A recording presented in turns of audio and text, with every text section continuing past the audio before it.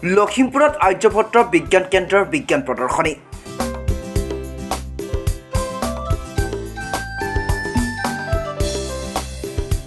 উত্তৰ লখিমপুৰ চৰকাৰী উচ্চতৰ মাধ্যমিক বিদ্যালয়ৰ প্ৰেক্ষাগৃহত শুক্ৰবাৰে দিনজোৰা কাৰ্যসূচীৰে আয়োজন কৰা হয় এখনি ইকো পৰিৱেশ বিজ্ঞান আৰু পেলনীয়া সামগ্ৰী প্ৰদৰ্শনী।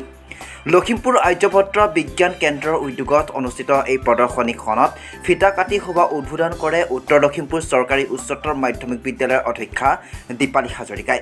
অনুষ্ঠানৰ আঁত ধৰে আৰ্যভট্ট বিজ্ঞান কেন্দ্ৰৰ সমন্বয়ক প্ৰদীপ গগৈৰ লগতে আৰ্যভট্ট বিজ্ঞান কেন্দ্ৰৰ বিজ্ঞান প্ৰদৰ্শনী কেন্দ্ৰৰ উত্তৰ লখিমপুৰ চৰকাৰী উচ্চতৰ মাধ্যমিক বিদ্যালয়ৰ প্ৰেক্ষাগৃহত শুক্ৰবাৰে 30খন বিদ্যালয় আৰু আয়োজন কৰা হয় এখনি ইকো পৰিৱেশ বিজ্ঞান আৰু পেলনীয়া সামগ্ৰী প্ৰদৰ্শনী।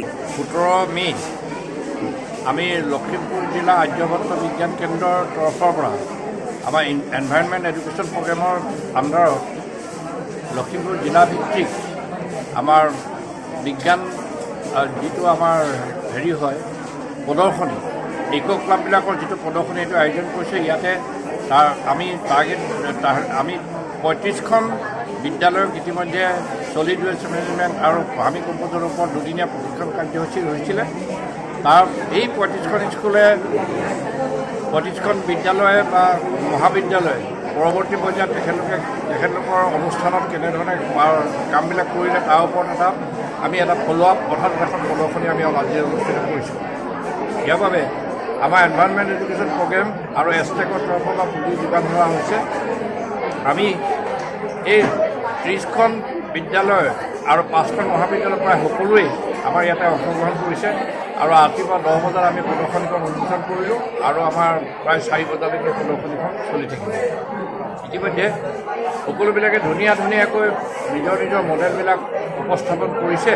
নিজৰ যিবিলাক বিদ্যালয়ৰ ৱেষ্ট মেনেজমেণ্টৰ ওপৰত তেখেতলোকৰ যিটো ধাৰণা, সেই ধাৰণাৰ ওপৰত ধুনীয়াকৈ আৰ্হিবিলাক দাঙি ধৰিছে।